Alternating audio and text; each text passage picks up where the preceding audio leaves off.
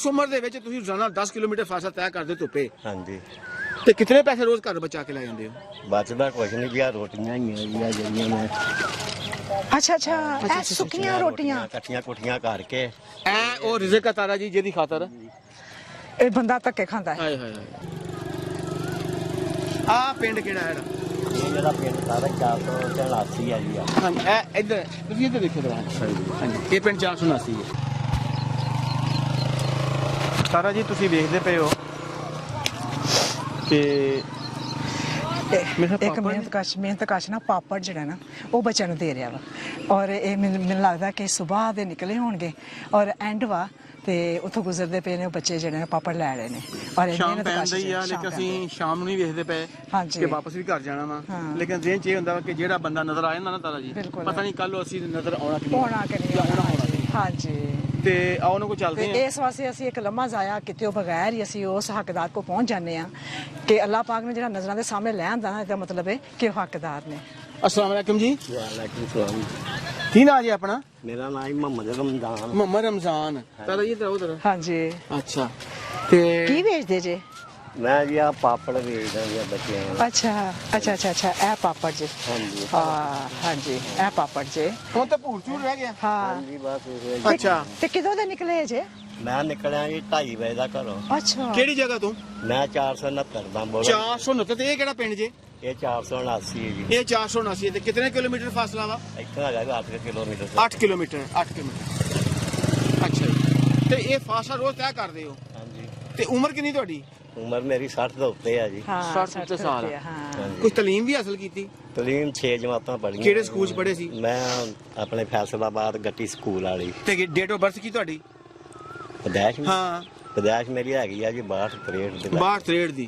ਇਹਦਾ ਮਤਲਬ ਆ 56 6 62 61 62 ਸਾਲ ਉਮਰ ਦਾ ਹੈ। ਹਾਂ ਇਸ ਉਮਰ ਦੇ ਵਿੱਚ ਤੁਸੀਂ ਰੋਜ਼ਾਨਾ 10 ਕਿਲੋਮੀਟਰ ਫਾਸਲਾ ਤੈਅ ਕਰਦੇ ਧੁੱਪੇ। ਹਾਂਜੀ। ਤੇ ਕਿੰਨੇ ਪੈਸੇ ਰੋਜ਼ ਘਰ ਬਚਾ ਕੇ ਲੈ ਜਾਂਦੇ ਹੋ? ਬਚਦਾ ਕੁਛ ਨਹੀਂ ਗਿਆ, ਰੋਟੀਆਂ ਹੀ ਆ ਜਿਹੜੀਆਂ ਮੈਂ ਅੱਛਾ ਅੱਛਾ, ਇਹ ਸੁੱਕੀਆਂ ਰੋਟੀਆਂ ਇਕੱਠੀਆਂ ਕੁੱਠੀਆਂ ਕਰਕੇ ਐ ਉਹ ਰਿਜ਼ਕ ਆ ਤਾਰਾ ਜੀ ਜਿਹਦੀ ਖਾਤਰ ਇਹ ਬੰਦਾ ਧੱਕੇ ਖਾਂਦਾ ਹੈ। ਹਾਏ ਹਾਏ ਹਾਏ। ਤੇ ਇਹ ਰੋਟੀ ਬੀਬੀਆਂ ਭੈਣਾਂ ਦੇ ਦਿੰਦੀਆਂ ਵਾ ਤੇ ਉਹਦੇ ਬਦਲੇ ਬੱਚੇ ਜਿਹੜੇ ਨਾ ਪਾਪੜ ਲੈਂਦੇ ਨੇ। ਪਾਪੜ ਲੈ ਲੈਂਦੇ ਮੇਰੇ ਕੋਲੋਂ, ਬੋਤਲਾਂ ਦੇ ਕੇ ਪਾਪੜ ਲੈ ਲੈਂਦੇ। ਬੋਤਲਾਂ ਦੇ ਕੇ ਕਬਾੜ। ਹਾਂ ਫਿਰ ਤੁਸੀਂ ਉਹ ਕਬਾੜ ਸਾਰਾ ਇਕੱਠਾ ਕਰਕੇ ਫਿਰ ਕਬਾੜੀਏ ਕੋ ਜਾਂਦੇ ਜੇ? ਫਿਰ ਸਵੇਰ ਨੂੰ ਕੁਵਾੜੀਆਂ ਨੂੰ ਜਾ ਕੇ ਵੇਚਣਾ ਹੁੰਦਾ। 3 ਮੀਲ ਉਹਨੂੰ ਜਾਣਾ, 3 ਮੀਲ ਫਿਰ ਆਉਣਾ ਸਮਾਨ ਲੈ ਤੇ ਫਿਰ ਕੇ। ਕਿੰਨੇ ਪੈਸੇ ਕਬਾੜੀਏ ਕੋ ਮਿਲ ਜਾਂਦੇ ਨੇ? ਕੁਵਾੜੀਏ ਕੋਲ ਇਹੋ ਹੀ ਮਤਲਬ ਕਿ ਆਪਣੇ ਰੋਟੀਆਂ ਦਾ ਜੋ ਰੇਟ ਹੁੰਦਾ ਰੇਟ ਲਾ ਕੇ ਹਾਂ। ਉਹ ਮੈਨੂੰ ਪੈਸੇ ਦੇ ਦਿੰਦੇ ਨੇ। ਤੇ ਕਿੰਨੇ ਬੱਚੇ ਜੇ ਤੁਹਾਡੇ? ਮੇਰੀਆਂ 3 ਬੱਚੀਆਂ। ਤੇ ਤੁਹਾਡਾ ਘਰ ਦਾ ਫਿਰ ਸਿਸਟਮ ਕਿਵੇਂ ਚੱਲ ਰਿਹਾ? ਸਹੀ ਚੱਲ ਰਿਹਾ? ਜੀ ਸਪੁਰਦ ਹੀ ਆ ਤੇ ਜੀ। ਬੇਟੇ ਕਿੰਨੇ ਆ? ਬੇਟਾ ਇੱਕ ਆ ਜੀ ਨਾ ਹੋਇਆ ਵਰਗਾ ਕੀ ਗੱਲ? ਯਾਨੀ ਕਿ ਉਹ ਜਿਹਨੇ ਸਾਲ 6-6 ਮਹੀਨੇ ਮਾਂ ਪਿਓ ਨੂੰ ਪੁੱਛਣਾ ਹੀ ਨਹੀਂਗਾ। ਅੱਛਾ। ਤੇ ਮੈਨੂੰ ਹੁਣ 8 ਮਹੀਨੇ ਕਿ ਮੈਂ ਬਵਾਸੀਰ ਦਾ ਮਰੀਜ਼ ਆ ਤੇ ਮੈਂ ਹੁਣ ਟੀਕਾ ਦਵਾ ਕੇ ਤੇ ਆਪਣਾ ਥੋੜਾ ਬਹੁਤਾ ਹੋਏ ਹੋਏ ਤਾਰਾ ਜੀ ਇੰਜੈਕਸ਼ਨ ਲਵਾ ਕੇ ਜਿਹੜਾ ਇਸ ਮਰਜ਼ ਦਾ ਮਰੀਜ਼ ਹੁੰਦਾ ਤਾਰਾ ਜੀ ਕੋਈ ਚੱਲਿਆ ਨਹੀਂ ਜਾਂਦਾ, ਲੇਕਿਨ ਇਸ ਦੇ ਬਾਵਜੂਦ ਇੰਜੈਕਸ਼ਨ ਲਾ ਕੇ ਤੇ ਆਪਣੀ ਜ਼ਿੰਦਗੀ ਤੁਹਾਡੇ ਮੂੰਹ ਦੇ ਵਿੱਚ ਤੇ ਦੰਦ ਵੀ ਕੋਈ ਨਹੀਂ ਹੈਗੇ ਜਿਹੜੇ ਗਿਰ ਗਏ, ਤੁਸੀਂ ਇਲਾਜ ਨਹੀਂ ਕਰਵਾਇਆ ਕਿਉਂਕਿ ਪੈਸੇ ਨਹੀਂ ਹੈਗੇ। ਬਸ ਜੀ ਘਰ ਦੀ ਹਾਂ ਮਜਬੂਰੀ ਬਿਲਕੁਲ। ਹਾਂ ਦੇਖੋ ਵਕਤ ਤੋਂ ਪਹਿਲੇ ਤੁਸੀਂ ਇੰਨੇ ਬੁੜੇ ਨਜ਼ਰ ਆ ਰਹੇ ਜੇ, ਉਹ ਕੀ ਵਜ੍ਹਾ ਕਿ ਘਰ ਦੀਆਂ ਪਰੇਸ਼ਾਨੀਆਂ ਤੇ ਘਰ ਦੀਆਂ ਜ਼ਿੰਮੇਵਾਰੀਆਂ। ਹਾਂਜੀ ਕੋਈ ਆਸਰਾ ਨਹੀਂ ਜੀ। ਅੱਛਾ ਅੱਲਾਹ ਪਾਕ ਤੁਹਾਡੇ ਵਾਸਤੇ ਆਸਾਨੀ ਕਰੇ। ਤੇ ਇਹ ਜਿਹੜੀ ਆਪਣੀ ਹੈ ਵਾਲੀ ਮਕਈ, ਆ ਪਿੰਡ ਕਿਹੜਾ ਹੈ? ਇਹ ਜਿਹੜਾ ਪਿੰਡ ਸਾਰਾ 484 ਆ ਜੀ ਆ। ਹਾਂਜੀ ਇਹ ਇੱਧਰ ਤੁਸੀਂ ਇੱਧਰ ਦੇਖੋ ਜਰਾ। ਹਾਂਜੀ ਇਹ ਪਿੰਡ 479 ਹੈ। ਹਾਂਜੀ ਤੇ ਅਗਲਾ ਪਿੰਡ ਕਿਹੜਾ? ਇਸ ਤੋਂ ਲੱਗਿਆ ਹੈਗਾ 72 ਇੱਧਰ। ਇੱਧਰ 72 ਆ? ਹਾਂਜੀ। ਅੱਛਾ ਅੱਛਾ।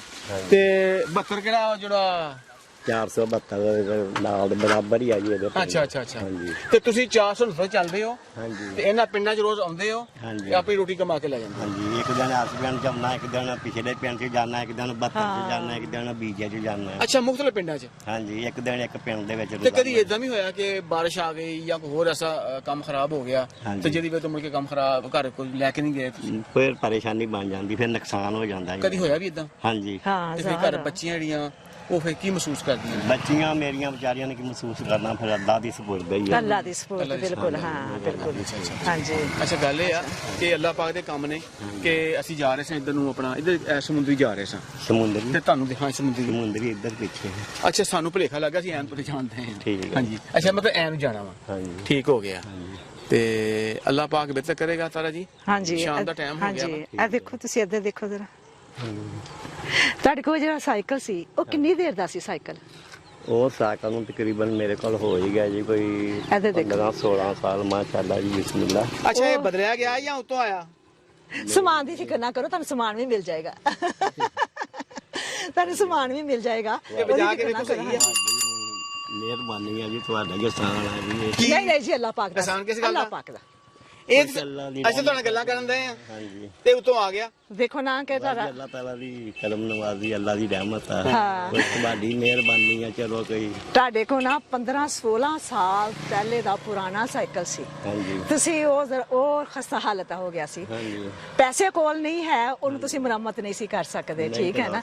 ਤੇ ਅੱਲਾਹ ਪਾਕ ਨੇ ਤੁਹਾਨੂੰ ਨਵਾਂ ਸਾਈਕਲ ਜਿਹੜਾ ਨਾ ਉਹ ਭੇਜ ਦਿੱਤਾ। ਇਹ ਸੂਟ ਤੁਹਾਡੇ ਵਾਸਤੇ ਅੱਲਾਹ ਪਾਕ ਦੀ ਤਰਫੋਂ ਆ। ਹੈਂ। ਠੀਕ ਹੈ। ਤੇ ਉਹ ਸਮਾਨ ਬੋਲੋ ਫਿਕਰ ਨਾ ਕਰੋ, ਸਮਾਨ ਅੱਲਾਹ ਪਾਕ ਤੁਹਾਨੂੰ ਦੇ ਕੇ ਭੇਜਾਂਗੇ। ਹਾਂਜੀ ਇਹ ਵੀ ਅੱਲਾਹ ਪਾਕ ਦੀ ਤਰਫੋਂ ਤੁਹਾਡੇ ਵਾਸਤੇ। ਮਿਹਰਬਾਨੀ ਜੀ ਤੁਹਾਡੀ, ਤੁਹਾਡਾ ਫਾਨ ਆ ਜੀ। ਨਹੀਂ ਨਹੀਂ ਅੱਲਾਹ ਪਾਕ ਦਾ ਇਹ ਤੁਹਾਡਾ ਹੱਕ ਸੀ। ਮੇਰੀ ਗੱਲ ਸੁਣੋ, ਇਹ ਤੁਹਾਡਾ ਹੱਕ ਸੀ ਜਿਹੜਾ ਮੇਰੇ ਪਰਸ ਵਿੱਚ ਸੀ, ਠੀਕ ਤੇ ਅਸੀਂ ਤੁਹਾਨੂੰ ਹਰ ਹਾਲਤ 'ਚ ਦੇਣਾ ਹੀ ਦੇਣਾ ਸੀ। ਅੱਛਾ ਗੱਲ ਇਹ ਆ ਹਾਂਜੀ ਕਿ ਕਿਤੇ ਜਾਲੀ ਤੇ ਨਹੀਂ ਆ ਕੇ ਵੇਖ ਲਓ। ਨਹੀਂ ਜੀ ਤੁਹਾਨੂੰ ਪਤਾ ਹੋ ਗਿਆ, ਤੁਹਾਨੂੰ ਪਤਾ ਤੁਹਾਨੂੰ ਪਤਾ ਹੋ ਨਹੀਂ, ਫਿਰ ਵੀ ਪਤਾ ਲੱਗ ਹੀ ਜਾਂਦਾ ਨਾ। ਜਿਹੜਾ ਅੱਲਾਹ ਪਾਕ ਤਰਫੋਂ ਦਿੱਤਾ ਜਾਵੇ ਉਹ ਜਾਲੀ ਹੋ ਸਕਦਾ। ਅੱਛਾ ਪੈਸੇ ਨਹੀਂ ਚੇਂਜ ਹੋ ਪਾਓ, ਸਕਦਾ ਪੈਸੇ ਜੀ, ਚੇਂਜ ਪਾਓ। ਨਹੀਂ ਜੀ ਉਹ ਕਿੱਥੇ ਇਹ ਜੀ 10,000 ਚ ਠੀਕ ਹੈ। ਤੁਹਾਡੇ ਵਾਸਤੇ ਕੁਛ ਆਸਾਨੀ ਹੋ ਜਾਏਗੀ, ਕੁਛ ਜ਼ਿਆਦਾ ਨਹੀਂ ਹੈ ਲੇਕਿਨ ਕੁਛ ਆਸਾਨੀ ਹੋ ਜਾਏਗੀ ਤੁਹਾਡੇ ਵਾਸਤੇ। ਹਾਂਜੀ ਇਸ ਮੌਕੇ ਤੇ ਤਾਂ ਇਹ ਗੱਲ ਕਰਾਂਗਾ ਕਿ ਦੇਖੋ ਇੱਕ ਬਜ਼ੁਰਗ ਬੰਦਾ ਵਾ 60 ਸਾਲ ਦੀ ਉਮਰ ਤੋਂ ਉੱਪਰ ਟੱਪ ਗਿਆ ਵਾ, ਬੁਢਾਪੇ 'ਚ ਆ ਗਿਆ ਵਾ। ਤਿੰਨ ਉਹਦੀਆਂ ਬੇਟੀਆਂ ਨੇ, ਸਹਾਰਾ ਕੋਈ ਨਹੀਂ, ਬੇਟਾ ਕੋਈ ਨਹੀਂ ਜਿਹੜਾ ਉਹਦੀ ਜ਼ਿੰਦਗੀ ਨੂੰ ਗਾਂ ਸਹਾਰਾ ਬਣ ਸਕੇ। ਤੇ ਅੱਲਾਹ ਪਾਕ ਨੇ ਉਹਦੇ ਵਾਸਤੇ ਕੋਈ ਆਸਾਨੀ ਪੈਦਾ ਕੀਤੀ ਆ ਤੇ ਬਹੁਤ ਬਹੁਤ ਸ਼ੁਕਰੀਆ। ਜਿੰਦੇ ਵਾਸਤੇ ਰਹੋ, ਬਸ ਜਿਉਂਦੇ ਵਾਸਤੇ ਰਹੋ। ਅੱਲਾਹ ਪਾਕ ਤੁਹਾਡੇ ਵਾਸਤੇ ਆਸਾਨੀ ਕਰੇ। ਹੁਣ ਤਾਂ ਖੁਸ਼ ਹੋ ਕੇ ਦਿਖਾ ਦਿਓ। ਦੇਖੋ ਜੀ ਹੁਣ ਤਾਂ ਖੁਸ਼ੀ ਲਿਆਓ ਜੀ ਜ਼ਫਰ ਜੀ, ਉਹਨਾਂ ਦੀ ਚੀਜ਼ਾਂ ਇਹਨਾਂ ਦੇ ਸਾਈਕਲ ਦੇ ਉੱਪਰ ਰੱਖੋ ਤਾਂ ਕਿ ਥੋੜਾ ਹੌਸਲਾ ਮਿਲ ਜਾਏਗਾ। ਪਤਾ ਨਹੀਂ ਸਾਈਕਲ ਉਸ ਤਰ੍ਹਾਂ ਚਲ ਜਾਣਾ। ਹਾਂ।